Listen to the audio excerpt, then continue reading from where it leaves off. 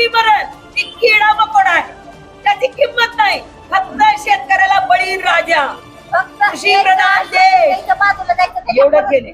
आम्हाला फक्त नाव दिलंय, फक्त नावानं साहेब आमचं पोट भरत नाही.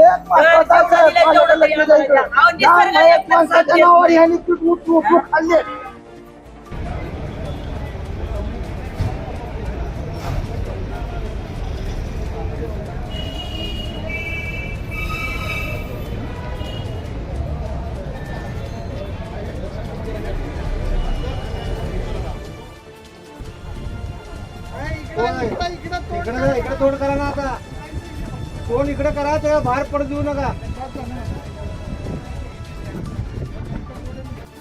तुम्ही अशी विमानात मारायला लागले, शेतकरी एक एक मारायची वाट बघायला तुम्ही.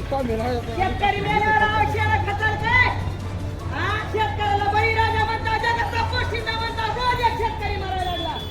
शेतकऱ्याच्या मड्यावरला लोणी सुद्धा त्याचा शेण खाऊन जागायला अधिकारी लोक.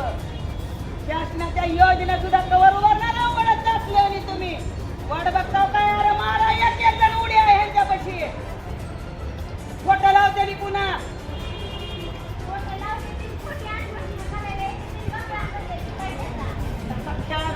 अग्निशमन बोलवा, जाळ्या बोलवा, पडा उड्या मारा.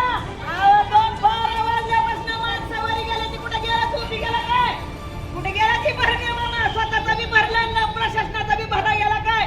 कृषी मंत्री कडू भाड्या तुला कशासाठी निवडून दिला रे? एक एक शेतकरी मातीत घालायला तुम्हाला मंत्री केलं का आम्ही? आमच्या शेतकऱ्याच्या जीवावर प्रस्ताव झाले लोक आहोत तुम्ही. आमच्या मरण्याची वाट बघायला लागला काय? कुठे गेलं प्रशासन? झोपलेत काय? कुठे गेली सगळे अधिकारी लोक? बघा, अरे तुम्ही सुद्धा सगळे शेतकऱ्यांच्या आई बापाच्या पोटी जन्माला दिल्या.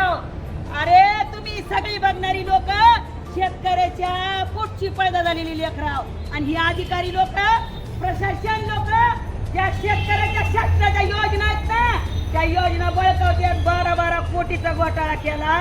अरे लाजा, धाराशिव जिल्ह्यामध्ये 1200 कोटीचा घोटाळा केला. जिल्ह्यामध्ये बोंबललो. आम्हाला वाटलं आयुक्त आहे, त्याला पाना फुटल. आयुक्त, कृषी आयुक्त पुणे, तिथं पण तालुक्यावर गेलं, जिल्ह्यावर गेलं. आज शेतकरी रोज बरोबर म्हणतोय शेतामध्ये, रात्रीची रात्र पाळी नसती, दिवसाची दिवस पाळी नसती.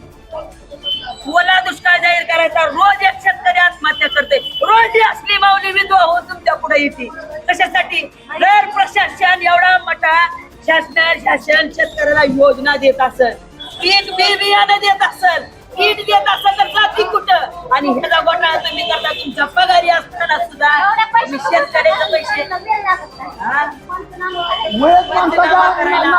रोज एक माऊली विधवा होती. प्रशासन त्यांच्याच अधिकाऱ्यावर कारवाई करायची.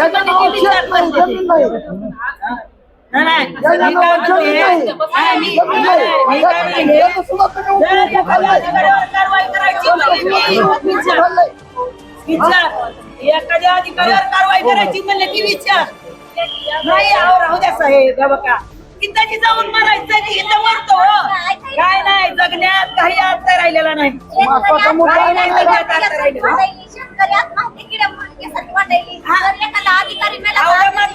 एवढं मात्र सिद्ध झालंय की शेतकरी जे बी मरण ती किडा मकोडा आहे, त्याची किंमत नाही. फक्त शेतकऱ्याला बळी राजा, कृषी प्रधान देश एवढं केले. आम्हाला फक्त नाव दिलंय, फक्त नावानं साहेब आमचं पोट भरत नाही.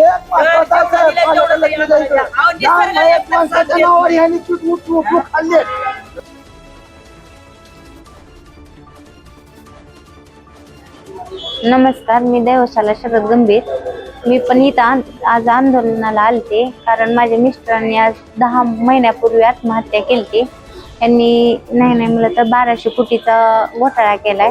आणि 1200 कोटीचा घोटाळा करून हे मुख्यमंत्री म्हणा, मंत्री म्हणा, जे आमच्या घरी आमच्या मिस्टरांनी आत्महत्या केली तेव्हा आलते, तेव्हा यांनी निवेदन दिलं की बाबा तुम्हाला घरकुल देऊ म्हणून. परत आणखीन म्हणले होते की आपलं शेतावर जे कर्ज आहे ते कर्ज माफ करू, पण यांनी कुठल्याही रुपयाची आम्हाला मदत केली नाही. आम्हाला माझी सरकारला एवढीच विनंती आहे की आज जर तुम्ही पहिली तर परिस्थिती तुम्ही बघितली, आज जर तुम्ही माझी परिस्थिती बघितली तर माझे लेकरं अक्षरशः रस्त्यावर आहेत.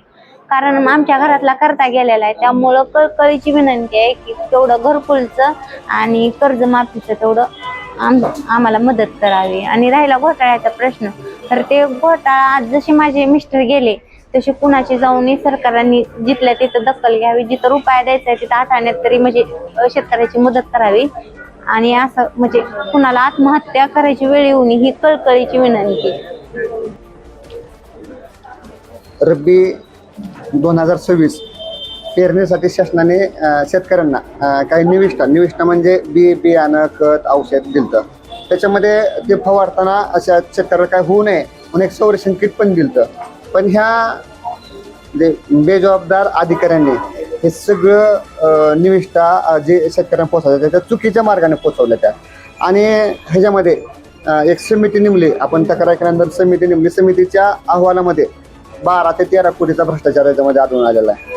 आणि माझा असा आरोप आहे तर ह्या घोटाळ्यामध्ये मंत्रालयापर्यंत हे गोष्ट हे लोक सामील असतील. मी त्याचं कारण काय सांगतोय, आज ह्या भ्रष्टाचारामध्ये सगळ्यात महत्त्वाचा आरोपी जिल्हा कृषी अधिकारी.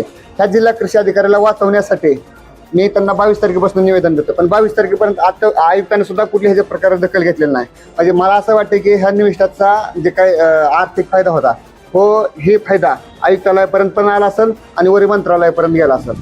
त्याच्यामुळं माझं असं म्हणणं आहे, आता इथून पुढं जेवढे जिल्हे आहेत तेवढ्या सगळ्या जिल्ह्याची चौकशी करावी आणि समिती नेमून, आणि ते समिती कृषीमधली नसून ही समिती कुठल्याही अन्य विभागाची द्यावी आणि त्या समितीमार्फत हे चौकशी करावी.